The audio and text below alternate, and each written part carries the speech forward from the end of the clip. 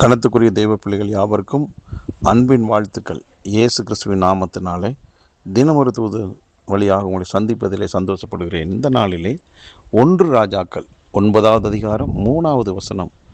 கர்த்தர் அவனை நோக்கி, நீ என் சமூகத்தில் செய்த உன் விண்ணப்பத்தையும் உன் வேண்டுதலையும் கேட்டேன் என்று சாலமோனுக்கு ஆண்டவர் சொல்லுகிற ஒரு நல்ல பதில்.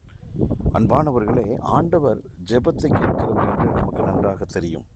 இந்த நாளிலே ஆண்டவருடைய சமூகத்தில் என்று பார்க்கிறோம்.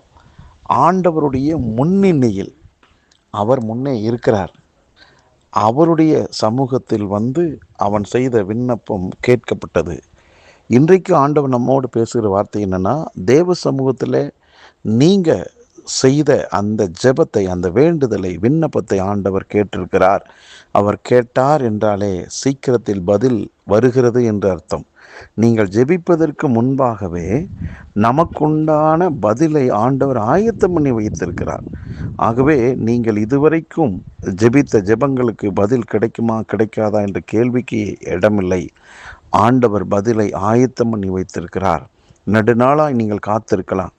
உங்களுடைய மனசை கூட அது ஒரு வேறு விதமாக அசைத்திருக்கலாம். ஆனால் விரும்பினது வருகிறது. ஆம், நீங்கள் விரும்பி வேண்டி கேட்ட அந்த காரியம் வருகிறது. ஏனென்றால் கர்த்தர் உங்கள் வேண்டுதலை, விண்ணப்பத்தை கேட்டிருக்கிறபடியினால் உங்களுக்கு ஏற்ற நல்ல பதில் சீக்கிரத்தில் வரும். அது உங்களுக்கு மகிழ்ச்சியை, சந்தோஷத்தை, ஆனந்தத்தை கொடுக்கும். அப்படிப்பட்ட நல்ல பதில் சீக்கிரத்தில் வருவதை நீங்கள் பார்ப்பீர்கள். கர்த்தருக்கு நன்றி சொல்லிக்கொண்டே இருங்கள்.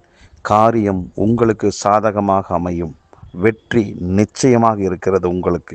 ஜெபிக்கலாம். நல்ல தகப்பனே, எங்கள் விண்ணப்பத்தை, வேண்டுதல் கேட்கக்கூடியவராக இருக்கிறேன். இது கேட்டுக்கொண்டிருக்கிற எல்லாருடைய வாழ்விலும் ஜெபம், வேண்டுதல் இருந்து கொண்டுதான் இருக்கிறது. என்றைக்கு பதில் என்று கேள்வியோடு இருக்கிறவங்களுக்கு விண்ணப்பத்தை கேட்டேன் என்று நீங்கள் பதில் சொல்லிட்டீங்கப்பா.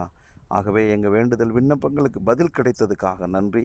இதை கேட்டுக்கொண்டிருக்க அத்தனை பேரும் ஆனந்த களிப்போடு, மகிழ்ச்சியோடு நமக்கு நன்றி சொல்லட்டும்.